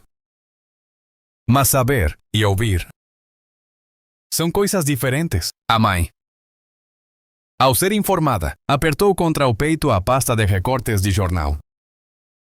Como se, ao juntar aqueles papéis, a notícia do DNA pudesse, de alguma forma, costurar a narrativa daquele desaparecimento até o ponto em que agora se encontrava. Não havia alívio puro. Havia um tipo estranho de paz atravessada por uma dor afiada. Paz por enfim ter uma resposta. Dor por essa resposta ser exatamente a que mais temiam. Os detalhes sobre o estado do corpo chegaram aos poucos, diluídos em relatórios. Frases secas, termos técnicos. O suficiente para saber que não tinha sido acidente. O carro não simplesmente escorregara para dentro do canal. Alguém o colocara ali, alguém decidira que aquela água seria a tampa silenciosa de um crime. As autoridades falaram em suspeita de homicídio de forma oficial, nos bastidores. A palavra que se repetia era outra: execução. E, junto com ela, os nomes que rondavam os noticiários subterrâneos há anos, grupos republicanos. Velhas siglas que supostamente caminhavam em direção à paz, mas que, segundo muitos, ainda mantinham braços operando no escuro. A ficha de Garrett trazia um peso complicado. Ele tinha sido acusado de envolvimento com o Real IRA. Obrigado a se apresentar regularmente à polícia como parte das condições da fiança. Havia rumores de que poderia ter colaborado. De que talvez estivesse fornecendo informações. Em conflitos assim, rótulos como informante ou traidor podem valer mais do que qualquer sentença judicial. E, muitas vezes, se pagam com a vida. O pai, em entrevistas e conversas, não poupava palavras. Meu filho foi morto, afirmava. Com a voz embargada, mas firme. Não foi acidente. E eu sei muito bem quem tinha motivo para calá-lo. Citou nomes. Falou em ameaças recebidas anos antes. Apontou, com coragem que muitos considerariam imprudente. Para uma direção clara, não para a polícia. Não para vizinhos, mas para o coração de um passado paramilitar que ainda batia. De forma irregular, na região. O velório de Gareth não foi grande. Não havia como ser. 2 anos de ausência tinham espalhado amigos. Esfriado contatos, feito com que muita gente. Por medo, preferi se manter distância de tudo que cheirasse a conflito antigo. Mesmo assim, quem foi? Foi por inteiro, familiares próximos. Alguns amigos que não se deixaram intimidar pelos boatos, gente que tinha perdido outros naquelas décadas de violência mesquinha. Todos reunidos em torno de um caixão que vinha não apenas como um corpo, mas com uma história enterrada por tempo demais num canal. Para a mãe, o momento mais difícil não foi ver o caixão. Foi ouvir o som da madeira tocando o fundo da cova. Até então, ela ainda podia fingir que aquilo era uma cerimônia suspensa, um rito quase abstrato. Quando a terra começou a cair, em punhados. Sobre o tampo, o som surdo misturou-se ao de seu próprio choro. E não havia mais espaço para fuga, ali. Naquele cemitério, a linha entre esperança e luto, que ela mantivera borrada durante 2 anos, foi traçada como um golpe só. Alguns chamariam aquilo de fechamento. Para ela, não parecia fechamento de nada. Parecia, antes, o início de outro tipo de luta. Se já não podia lutar para encontrar o filho vivo, lutaria para que o mundo não aceitasse sua morte como mais uma estatística em uma lista de execuções sem autor conhecido. Quando tudo terminou, a terra alisada, as flores colocadas com cuidado, a família voltou para casa carregando algo que não tinha nome fácil. Não era consolo. Não era alívio. Talvez fosse, na falta de palavra melhor, uma forma diferente de dor. Uma dor com coordenadas, agora. Sabiam onde Gareth estava. Podiam ir até lá? Colocar flores, falar com uma lápide. Chorar sem precisar imaginar o corpo boiando em algum lugar desconhecido. Mas, junto com essa nova certeza, outra se fortalecia. Alguém, em algum lugar, sabia exatamente o que tinha acontecido naquele domingo de 2003. Sabia quem o parou. Onde? Como o tiraram do carro? De que maneira decidiram que o canal seria a sua sepultura? Alguém andava pelas ruas. Talvez bebendo em pubs, talvez sentado em casa com a família. Carregando dentro da cabeça a cena que os outros só conseguiam reconstruir por hipóteses. Para a família O'Connor, a busca por Gareth terminava ali, diante daquela cruz de pedra. Mas a busca pela verdade começava a ganhar outra forma, mais teimosa. Mais amarga, porque agora não pediam mais notícias de um desaparecido. Pediam nomes, responsabilidades, respostas. E, numa região onde tantos fantasmas ainda caminhavam sem descanso, sabiam que estavam entrando num território ainda mais nebuloso. O território em que o passado se recusa a falar e o presente prefere. Muitas vezes, virar o rosto para não ter que ouvir.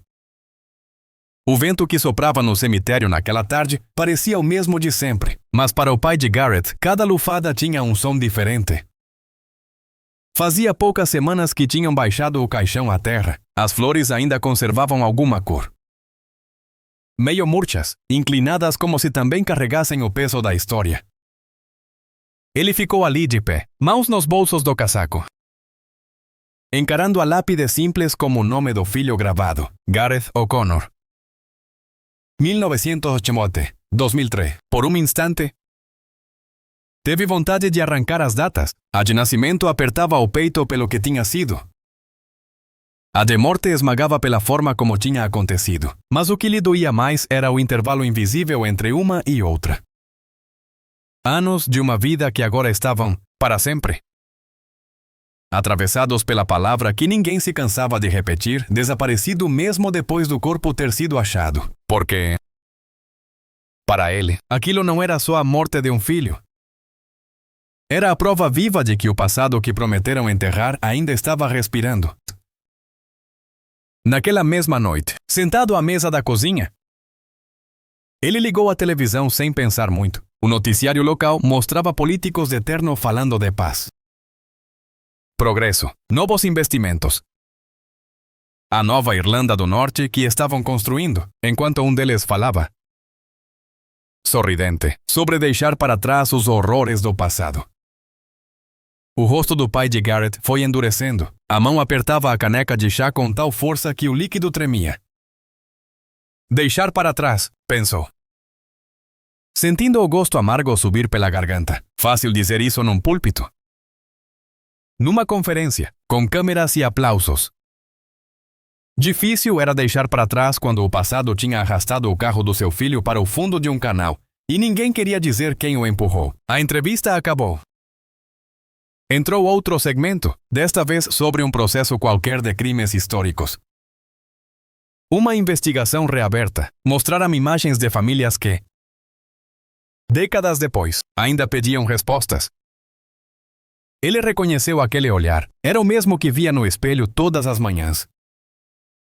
Foi naquele momento que tomou uma decisão silenciosa. Se ninguém quisesse falar, ele falaria. Se tentassem empurrar o caso do filho para a gaveta dos mistérios sem solução, ele puxaria de volta, nem que fosse sozinho. As primeiras entrevistas que deu depois da descoberta do carro tinham sido contidas. O choque ainda o anestesiava. Agora. Porém, a dor tinha deixado de ser um buraco sem forma e ganhava bordas.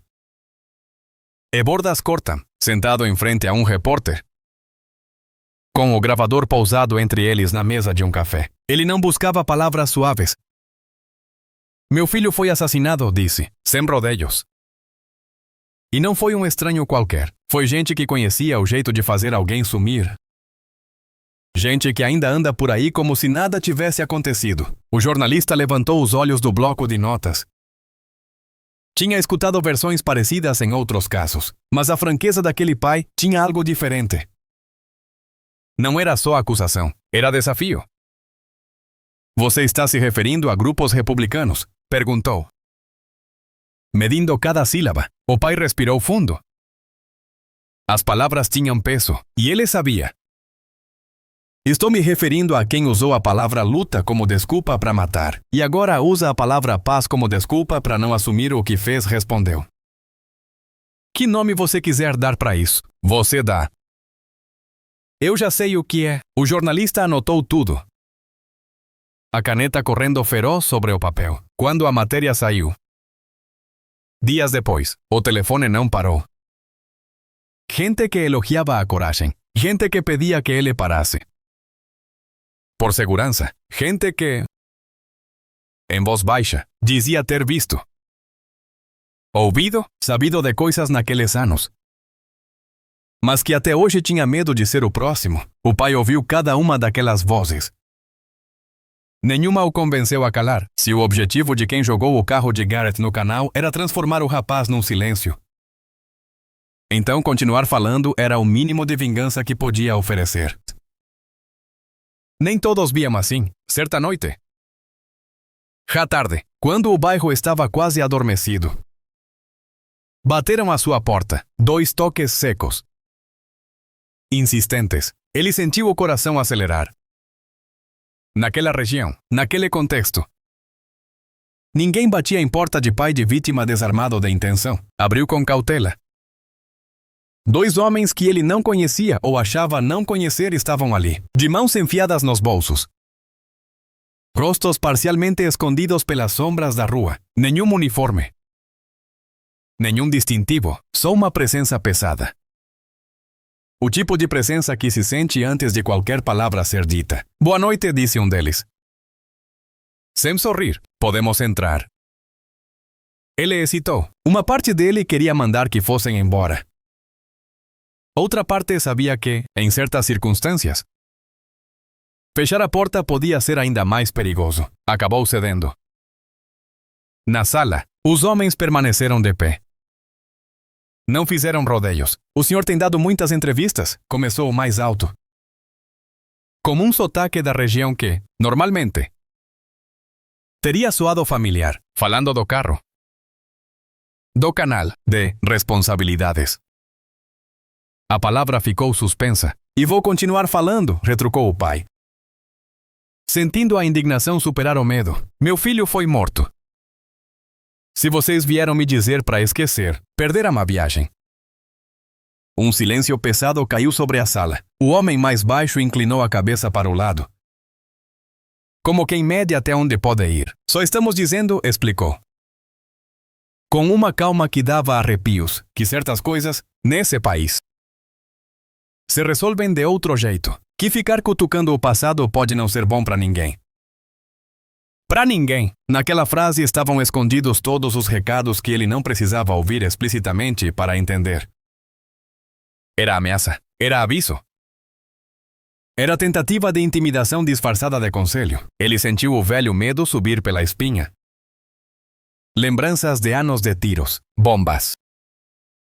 Nomes sussurrados, mas alguma coisa dentro dele endureceu. Simplesmente cansara. O pior que podiam fazer comigo já fizeram quando mataram meu filho, respondeu.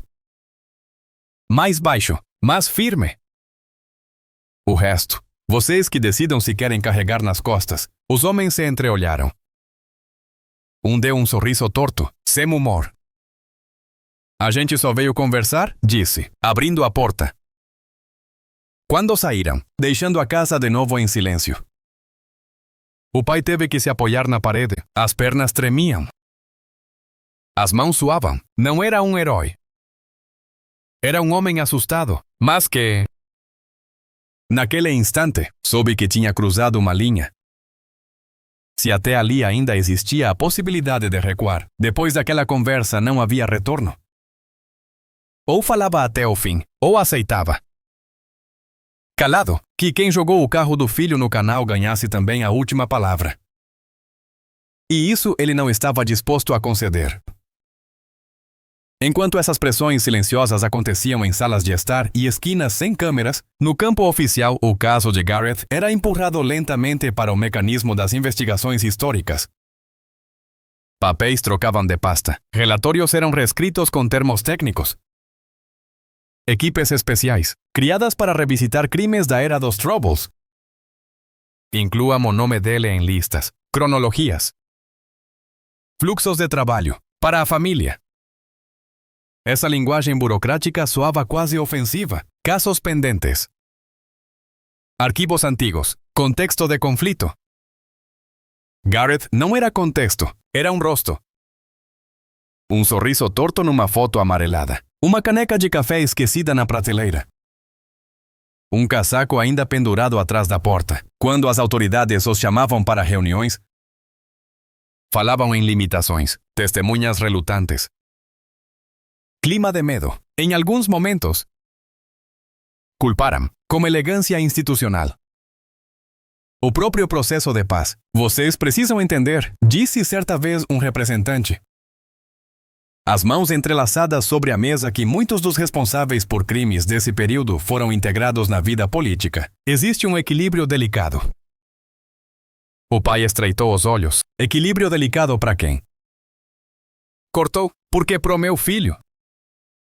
O equilíbrio terminou quando vocês deixaram o carro dele apodrecer num canal por 2 anos. Não me venha falar de delicadeza. O homem me engoliu em seu. Não havia resposta fácil. Nem limpa. Era verdade. O novo arranjo político tinha sido construído sobre concessões, anístias. Esquecimentos calculados. Abrir certas feridas podia significar mexer em alicerces frágeis. Entre manter a estrutura e dar respostas completas a todas as famílias, o sistema parecia ter feito sua escolha.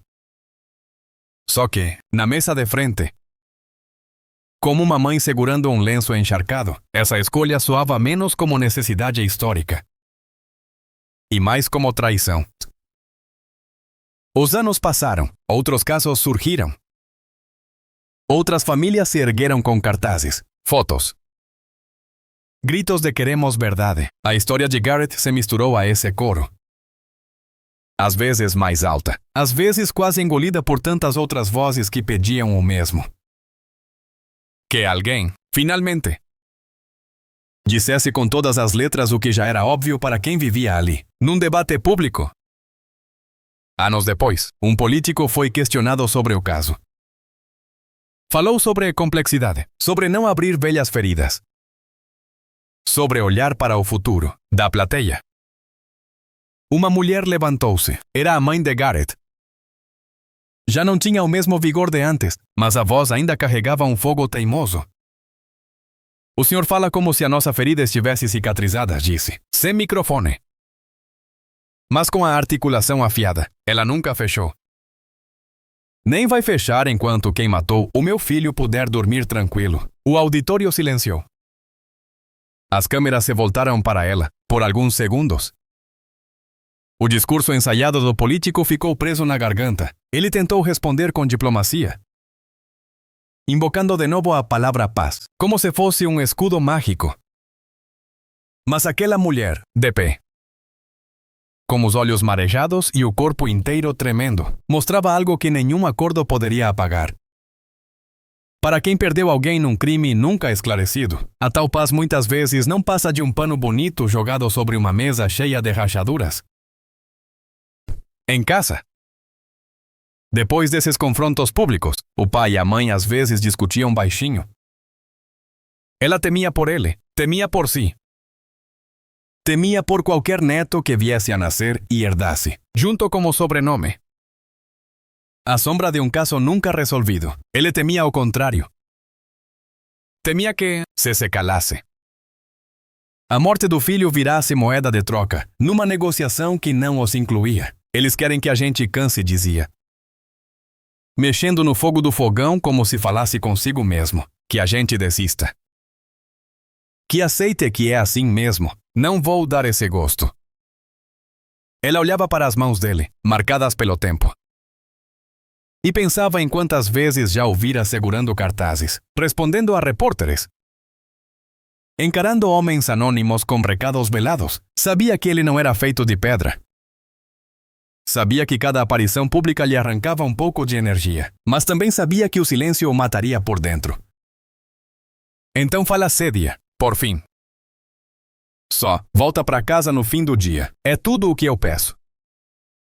Ele prometia, saía. Volta e meia, detinha-se na beira de algum canal, rio ou ponte da região. Cada trecho de água aparecia. Desde 2005, carregar um eco da história do filho. O reflexo ondulado do céu na superfície dava a sensação de que, se olhasse direito, veria ali não só o passado, mas também um aviso insistente. A verdade, por mais que tentem afogá-la, sempre deixa bolhas, sempre deixa marcas. Pode demorar, pode ser torta, mas, de algum jeito, encontra maneiras de subir, nem sempre aos jornais, nem sempre aos tribunais, às vezes, apenas a consciência de quem ousa não desviar o olhar. Naquele pedaço de Irlanda do Norte, a história de Garrett O'Connor acabava se tornando uma espécie de linha de teste para uma promessa maior. Se um país que falava tanto em reconciliação, verdade e nova era, não era capaz de dizer com clareza quem tinha jogado um rapaz e o carro dele dentro de um canal, como poderia convencer seus cidadãos de que os fantasmas dos Troubles estavam mesmo descansando? Os anos foram empilhando camadas sobre camadas de silêncio e pequenas revelações. Nada que fechasse o caso, nada que devolvesse o que foi tirado. Mas o suficiente para que, toda vez que alguém mencionasse o nome de Garrett numa conversa, o ambiente mudasse de temperatura. Alguns abaixavam a voz. Outros endireitavam a coluna. Todos sabiam, no fundo, que não se tratava apenas de um homem morto. Tratava-se da pergunta incômoda que pairava sobre tantos outros crimes daquelas décadas. Até que ponto a paz que celebravam era construída sobre um solo firme? ou sobre um tapete estendido sobre corpos que nunca tiveram seus culpados nomeados. Para a família O'Connor, a resposta nunca veio em forma de relatório perfeito. Veio em outra forma. Menos tangível, mas igualmente real. A certeza de que, enquanto eles continuassem pronunciando o nome de Garrett, enquanto se recusassem a aceitá-lo como dano colateral de um processo político maior, enquanto insistissem em lembrar que, antes de qualquer sigla, ele foi um filho que saiu dirigindo rumo àquilo que achava ser o caminho certo. Ninguém poderia enterrá-lo de novo sob a superfície calma de nenhum canal. Naquela manhã, ninguém na escola sabia quem era Garrett O'Connor. Era só mais um nome perdido numa lista de datas que o professor de história projetava no quadro, tentando convencer uma turma inquieta de que o passado recente ainda importava. Os alunos mexiam nos telemóveis, desenhavam nas margens do caderno, trocavam bilhetes, acordos de paz, processos de reconciliação, comissões de investigação. Tudo soava distante, como se fosse sobre um outro país, uma outra vida, até que o professor mudou o slide. A foto que surgiu não era de um político famoso, nem de uma marcha histórica. Era o rosto de um rapaz jovem, cabelo escuro, olhar sério, um sorriso tímido mal contido. Este é Garrett O'Connor, disse o professor, parando diante da tela. Tinha pouco mais de 20 anos quando desapareceu, em 2003. 2 anos depois, o carro dele foi encontrado no fundo de um canal. O corpo ainda estava lá dentro. O murmúrio na sala diminuiu. Era diferente ouvir falar de bombas em datas que os alunos não lembravam, de conflitos que pareciam lenda.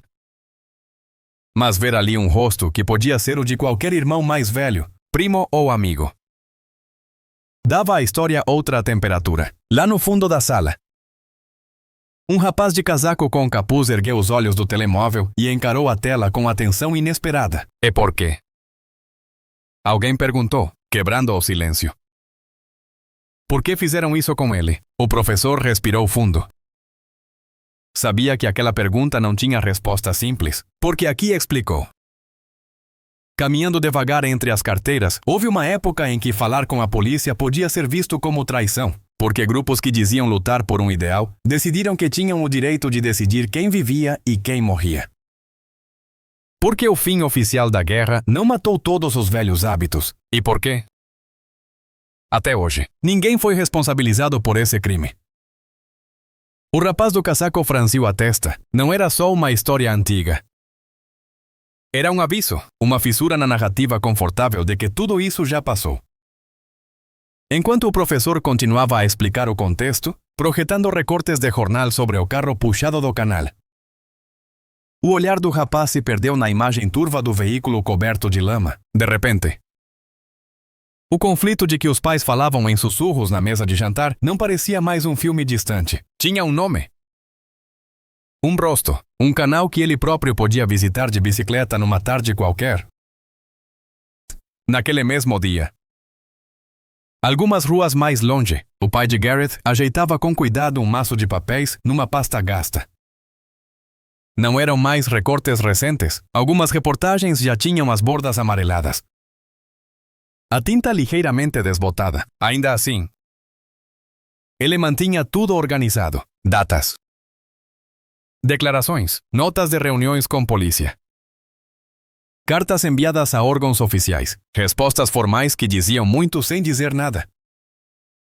Sobre a mesa da sala, espalhava também panfletos de um pequeno encontro comunitário que aconteceria no fim de semana. Tema: verdade, memória e justiça. Convidados: familiares de vítimas de crimes sem solução. Ele era um deles. Passou os dedos sobre o nome impresso, sentindo uma mistura de orgulho e cansaço. Nunca tinha pedido para ser porta-voz de coisa alguma, mas, com o tempo, a própria vida o empurrara para esse lugar. A campainha tocou. Era um voluntário do grupo de apoio às famílias. Jovem, cabelo preso num rabo de cavalo. Olhos atentos. Passei para buscar os cartazes, explicou. Sorrindo de leve. Vamos colar mais alguns na vizinhança. O pai apontou para o sofá, onde uma pilha de posters se equilibrava. Em cada a mesma frase em letras grandes. Sem verdade, não há paz. Debaixo, rostos. Alguns em preto e branco, outros em cores lavadas, entre eles o de Gareth. O voluntário pegou a pilha e, antes de sair, hesitou. Posso perguntar uma coisa? Disse. Com respeito sincero, como é que o senhor aguenta manter isso vivo tanto tempo? Eu acho que eu já teria desistido. O pai pensou por um momento. Olhou para a estante, onde a pasta de arquivos dividia espaço com fotos de família. Desistir é um luxo que quem enterrou o filho numa cova sem culpados não tem, respondeu. Com calma. Tem dias em que eu queria esquecer, mas aí penso no canal. Penso no carro lá embaixo. Penso em quem fez aquilo e continua livre. E a raiva não me deixa parar. O rapaz assentiu, apertando a pasta contra o peito, na saída. Olhou de relance para uma foto na parede. Gareth adolescente. Camisa de futebol, os olhos muito vivos.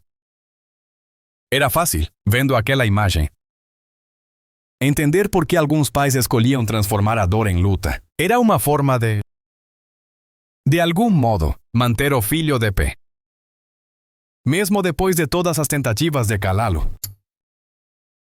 No encontro comunitário, a sala não estava cheia. Raramente estava, mas os que tinham vindo traziam consigo um tipo de atenção que não se via em outros eventos. Ali não havia curiosos atrás de histórias escabrosas. Havia gente com ausências parecidas. Cada um carregando seu próprio nome gravado no peito. Uma mãe cuja filha tinha sido morta numa emboscada. Um homem que perdera o irmão numa explosão. Uma mulher cujo pai nunca voltou para casa depois de uma reunião num pub. Todos sentados em círculo, como se fosse um velório coletivo sem caixões. Quando chegou a vez do pai de Gareth falar, ele se levantou sem olhar para o papel que tinha trazido. Já não precisava de notas, as frases estavam gravadas na memória. Meu filho começou, a voz um pouco rouca não era santo. Mas também não era um monstro, era um rapaz metido em coisas nas quais nunca deveria ter entrado. Como tantos outros desses anos, o erro dele, na cabeça de alguns, foi tentar fazer o que era certo no final. Contou, mais uma vez, do desaparecimento, da chamada à polícia, do carro encontrado no canal, do corpo identificado, das ameaças veladas, 2 anos de silêncio oficial. Enquanto falava, via, nos olhos dos outros, algo dolorosamente familiar. Um reconhecimento profundo, como se cada palavra sua tivesse um eco na história deles. Disseram-me, continuou, respirando fundo, que mexer nessas coisas pode pôr em risco o processo de paz. Como se a vida do meu filho fosse uma peça descartável numa máquina maior. Mas eu digo... Que paz é essa que não aguenta ouvir o nome de quem foi morto? Ninguém respondeu. Não porque não tivessem o que dizer, mas porque... Naquele momento, o silêncio era a única forma de honrar tanta verdade dita de uma vez. Uma senhora ao lado levou a mão ao braço dele, num gesto simples, quase automático. Não o consolava. Compartilhava, e isso, ali, era mais valioso. Do lado de fora, à saída, o céu de fim de tarde se refletia num pequeno corpo de água perto do centro comunitário. O voluntário de antes, o rapaz de rabo de cavalo, encostou-se à mureta e ficou olhando o reflexo ondulado. Ao lado dele, um colega mais velho acendeu um cigarro. Quando eu era garoto, comentou o mais velho. Soltando a fumaça devagar, falavam pra gente que certos assuntos não se discutiam, que era melhor deixar quieto. Hoje vejo esses pais, essas mães, e penso em quanto veneno ficou guardado por causa desse silêncio. O rapaz deu de ombros e acha que vai mudar. Perguntou, sem tirar os olhos da água. O outro pensou um pouco, não sei, confessou. Mas sei que, cada vez que alguém diz o nome de um morto que não teve justiça, uma parte desse silêncio racha. Você ouviu o pai do Garrett? Ele é só um homem, mas, no jeito dele, é mais teimoso que meio parlamento. Eles riram de leve. Era um riso triste. Mas ainda assim riso e isso, numa terra acostumada a cemitérios e murais. Já era vitória. Ira. Anos depois, numa sala de aula parecida com aquela onde o professor projetara o rosto de Garrett, o rapaz do casaco agora estava do outro lado. Tinha crescido. Cortado o cabelo, trocado o lugar na última carteira pela posição diante do quadro. Professor, como o homem que um dia lhe contara a história do carro no canal. Na parede atrás dele, um cartaz colorido mostrava a palavra Peace, riscada por linhas que ligavam passado e presente. Os alunos, tão inquietos quanto ele havia sido, riam, cochichavam. Olhavam o relógio. Ele, porém, esperou que o burburinho diminuísse. Apagou as luzes, ligou o projetor. Na tela, apareceu uma foto antiga. Garrett, de novo. Mas, desta vez, ao lado de outras faces, homens e mulheres que tinham virado símbolos de crimes sem solução. Vocês vão ouvir muitos discursos e sobre paz começou, cruzando os braços. Eu também ouvi, mas quero que entendam uma coisa. Paz não é só ausência de tiros. Paz também é saber o que aconteceu com quem desapareceu. É ter coragem de olhar para o canal e perguntar quem jogou o carro ali. Um aluno levantou a sobrancelha. O senhor acha que vamos um dia saber quem matou esse cara? Perguntou. Com franqueza adolescente, o professor hesitou. Poderia dar a resposta fácil, espero que sim, e seguir adiante, mas escolheu outro caminho. Talvez não admitiu, talvez nunca tenhamos um nome num documento. Mas vocês podem saber outra coisa, que isso foi errado. Que não importa o lado, nem o uniforme, nem a bandeira. Juntar um homem e um carro e atirá-los num canal não é luta. É cobardia, é vocês. Quando forem adultos, vão ter de decidir que tipo de país aceitam. As palavras pairaram na sala. Alguns riram. Incomodados, outros anotaram. Lá perto da janela. Olhou para fora e pensou em todos os pequenos rios, canais e lagos espalhados pelo país. Imaginando quantas histórias ainda dormiam debaixo daquela água. Não tinha certeza se queria mesmo saber. Mas, pela primeira vez, entendeu que escolher não querer saber também era uma escolha. E escolhas? Ele agora sabia, tinham consequências. Num fim de tarde qualquer, os pais de Garrett foram mais uma vez ao cemitério. Era um hábito. Não um ritual rígido, preso a datas oficiais. Mas uma forma silenciosa de dizer ao filho que continuavam ali. A mãe ajeitou as flores. Tirou folhas secas, alisou a terra com as mãos. O pai permaneceu um pouco atrás, olhando não só para a lápide, mas para a fileira de nomes ao redor. Tantos anos de mortes. Tantos tipos de histórias, algumas completas. Outras, como a de Garrett, eternamente incompletas, sabe, disse ele. Depois de alguns minutos, com a voz baixa às vezes, penso que o que mais te mata não é o que fizeram contigo, mas o que não querem dizer sobre você. A mãe ajeitou o lenço. Fungando, enquanto a gente falar de ti. Eles não conseguem te esconder de novo, respondeu, sem levantar os olhos. Ele assentiu. Era isso. Talvez justiça total nunca viesse. Talvez nenhum tribunal pronunciasse o nome de quem decidira que o carro do filho merecia afundar num canal. Mas, enquanto sua história fosse contada em encontros comunitários, artigos teimosos, aulas de história e conversas de cozinha, algo resistia. Algo dizia que a paz que valia a pena não é a que manda esquecer, mas a que aguenta ouvir a verdade inteira, mesmo quando ela incomoda. Na saída do cemitério, o vento voltou a soprar. Desta vez, não parecia carregar apenas o frio típico da região. Trazia também um ruído distante, o som da água correndo em algum lugar. Como seu canal, lá longe. Murmurasse um testemunho que ninguém pôde ouvir no dia em que o carro foi lançado ao fundo. Hoje. Porém, esse silêncio já não era absoluto. Tinha sido cortado, rachado. Pela voz de um pai que se recusara a calar, pela teimosia de uma mãe que continuava acendendo velas, pelos olhos curiosos de jovens que aprendiam, em salas de aula, que um nome numa lápide não é apenas uma data, é um aviso. Um espelho é, às vezes, o começo de uma escolha. A de não aceitar nunca mais que alguém desapareça num país que insiste em se chamar de pacificado, quando ainda há carros no fundo da água. E famílias à espera de uma verdade, que ninguém deveria ter o poder de afogar.